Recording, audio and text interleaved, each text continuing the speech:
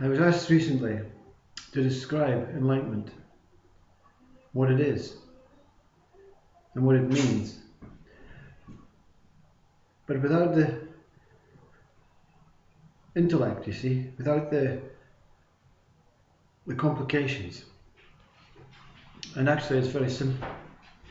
You see, a particular body or a particular mind comes to a point in its existence as life that it has to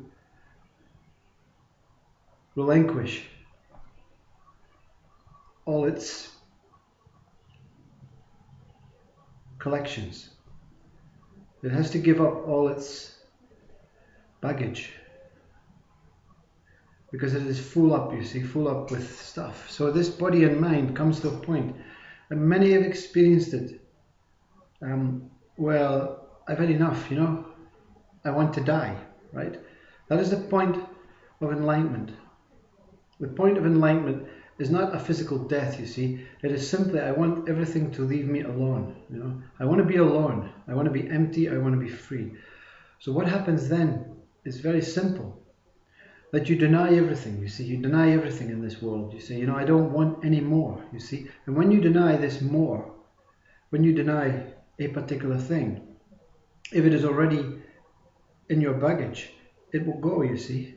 So there is a very simple emptying, and it takes a 3-year, 4-year process of meditation, of simply being alone, simply going into the wilderness and experiencing what Buddha did under trees and Christ did, and all these beautiful people. So you come to this point, you see. You come to this point, and this point is on its way. There are stopping points everywhere, you see. So it's how far you want to go in your enlightenment.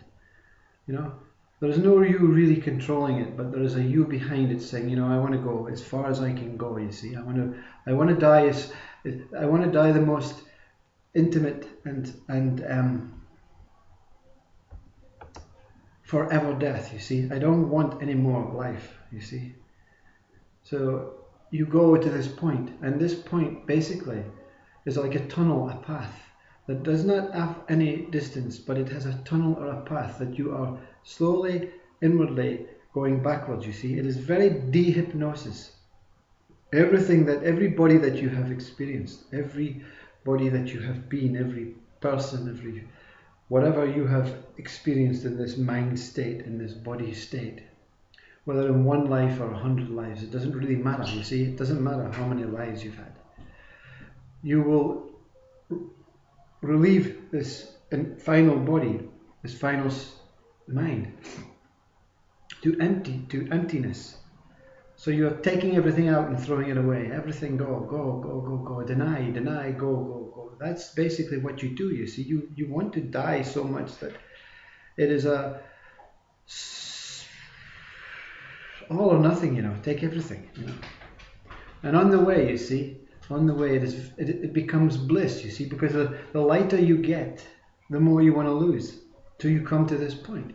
And this point basically is the point where you disappear. You know, everything that you have understood, believed in, name, everything, identity, everything goes, you see. You disappear completely and are shown this door, and this voice speaks, you see. This voice speaks just to finish you off, you know. The voice is speaking to finish you off. It's not saying go back and do this and go back into that, like people say. It's not saying you have other things to do. It is saying, I'm here to finish you off, you know. And I'm going to finish you off full circle by showing you the beginning. And the beginning is revealed, you see. That is what the beginning of everything, where everything is born from, is revealed. And we're not speaking humans, we're speaking everything. We're speaking universes, planets, everything. But it's not a pictorial place. It's not anything that mind can understand, you know. So when this is seen, you see, this voice, which is, we can only say is the voice of God, that finishes you off.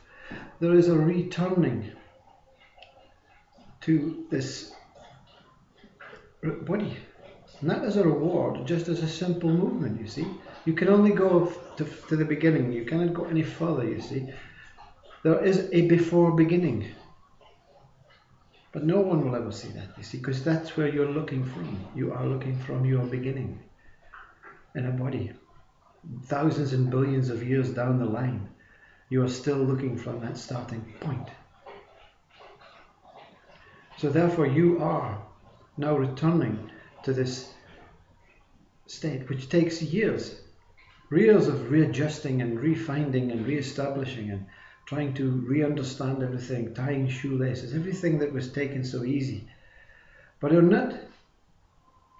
there's no intention of carrying any more than a hand luggage, you see. That's all you need now is the hand luggage of life, the hand luggage, you know, how to pee, how to eat, and how to continue to breathe and be a person, you know, or a human form. So the hand luggage is all you have, you see. So what is it for, you see? What is it for? It is to show you that this beginning is the original pure state, which really everything comes from. So if you visualize something, everything being born from this pinpoint. But it may not be a pinpoint, you see. It may be the most infinite space ever.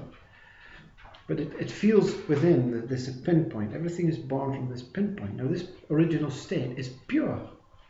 And from this original state, lots of other states come, you see. Kindness, compassion, walking, touching, skin, handling, loving, caring, peeing, eating, seeing, loving, being, all these original states, you know, nodding. Every state that exists comes from this original state. And they are very natural, you see. They're very natural. Nature, you see. That is nature. Nature is the first state that comes, you see. But what is also revealed is this human horror states that have arrived from this. Whether it's from this serpent in the Garden of Eden, or whether it's from an ego mind seed that has been planted from somewhere other than this godly, beautiful, natural state. It doesn't matter, you see. These horror states have been created, and within this horror states, everything is changed, you see. Everything becomes, you know, we have states like murder, you have states like abuse, you have states like anger, greed, power. All these are horror states, right?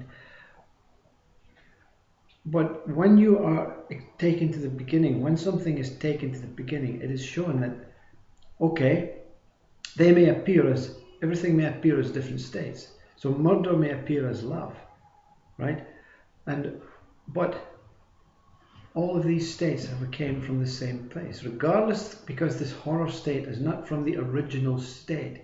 It has been born from a natural state that has come from the original state, okay? So everything is connected back to this one, you see. And this life will not return. The message is this life will not return to this original natural state unless we remove the horror state, you see. So when someone is injured, you know, it's not very natural to save their life in the natural state. But when someone is injured through harm, the natural state then comes to supersede and say, no, that's wrong, you know, that state is wrong, you know, we have to fix, we have to do this. Then we start becoming gods, you see. Then we start becoming our own, yes, we can do this, we can cure cancer, we can do this, we can do that. But that is not natural, you see. But it's fine, you see. There's no judgment.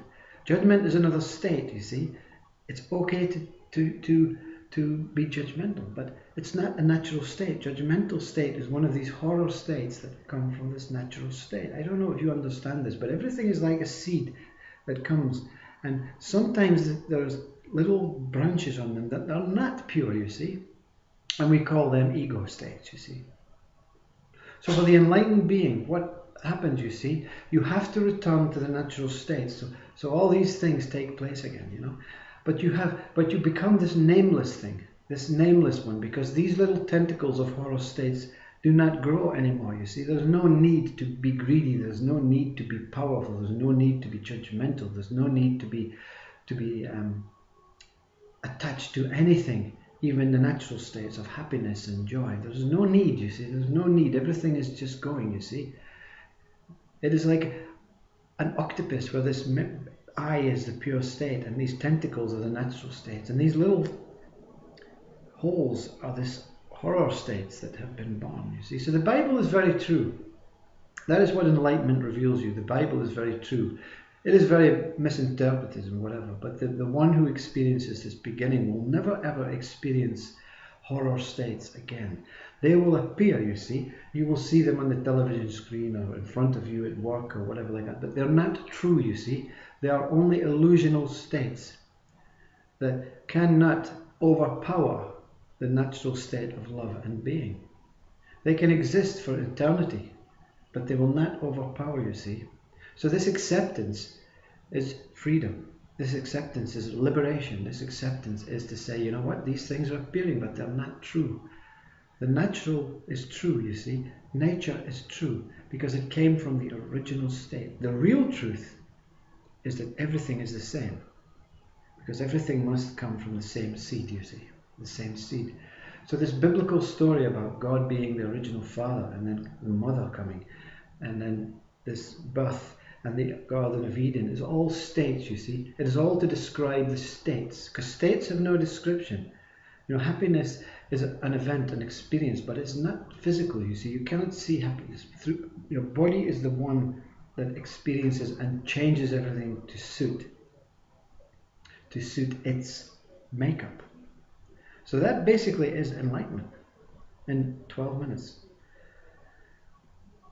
So for this one, not a saint, you see, saw what Jesus said, heard the voice of this godly, universal voice, and was dissolved and mutilated and experienced 7 years of absolute bliss state, you see. The bliss state, the pure state, is when all these horror states have been removed, and even the natural states have been removed, so only the bliss pure state remains. But this has to go, you see. It cannot remain as a bliss state forever. You know, it's not about. So the saint that was here, this one was saintly, like Christ or Buddha, but this saint is now returning to normality, or what we call normality, but with a clear, open heart, who accepts everything, pain, suffering, everything. If these states come, I am not that, you see. That is what Ramana Maharshi says. And that is how it began. So it's a full circle. I did not recognize who I was originally. And I was not happy with this world of life anymore and this body. So I said, you know what? I need to stop. I need to die. So I have to remove everything. So by saying I'm not that, I'm not this body, I'm not this form, I'm not this person, removed everything. You see, it removed names, it removed all identities of everything. It removed all attachments, all desires, all needs, all wants. And it's the same now, you see. That is what remains. There's a human body with a mind and a name, or many names, but with no attachment, you know, like a leaf that floats from the tree, basically, just circling, never landing, you see, never ever landing. That is the result of enlightenment for a singular person. But the story behind it is beautiful, you see. The story behind it is just a confirmation that everything started from one thing, and this one thing has grown, but it has grown out of proportion, you see. But the proportion is that the further out you go, the weaker it is, you see. These horror states are very weak, and maybe one day, not in my body existence, will we see this entire peace where we return to this natural state. Maybe this God that lies beyond this original state will just say, you know what, press the button, time up, you know. They can't learn. There is no learning.